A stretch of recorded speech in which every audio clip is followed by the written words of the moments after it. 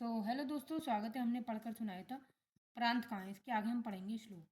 गीता सुगीता कर्तव्य किन्मय शस्त्र विस्तर यम स्वयं पद्माभस्यम मुख्य पद्मदिनी सिद्धा। मतलब इसका अर्थ है गीता और सुगीता करने योग्य है, अर्थात श्री गणेश जी को भली प्रकार पढ़कर अर्थ और भाव सहित अनंतकरण में धारण कर लेना मुख्य कर्तव्य है, जो कि स्वयं पद्मनाभम भगवान श्री विष्णु के मुखार बिंद से निकलो ही है।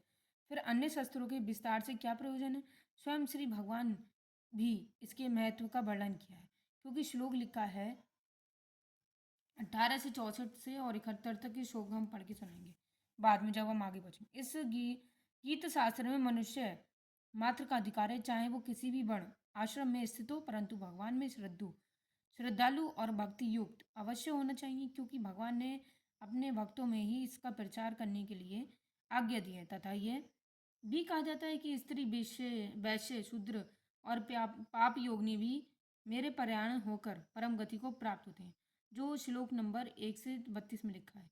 अपने अपने स्वाभाविक कर्मों द्वारा मेरी पूजा करके मनुष्य परम सिद्धि को प्राप्त होते हैं। मतलब जो 16 से लेकर 46 में लिखा है। इन सब पर विचार करने से यही ज्ञात होता है कि परमात्मा की प्राप्ति में सभी का अधिकार है, परंतु उक्त विषय के ब्रह्म कर्मों न समझने के कारण बहुत से मनुष्य, जिन्होंने गीता जी का केवल नाम मात्र ही सुना है, कह दिए करते हैं कि गीता को केवल सन्यासिया के लिए ही है।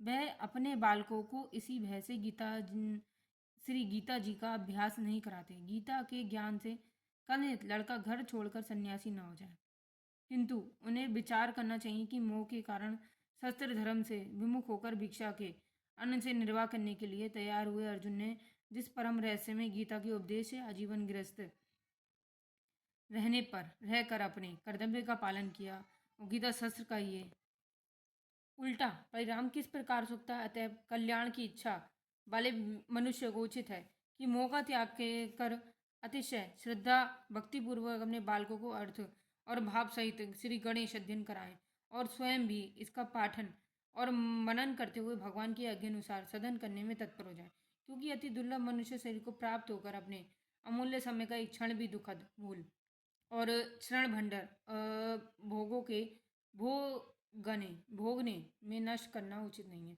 आज तक यही पढ़ा है, कल हम आगे और पढ़कर सुनाएंगे। अभी तो ये अध्याय शुरू होने से पहले पढ़ा है।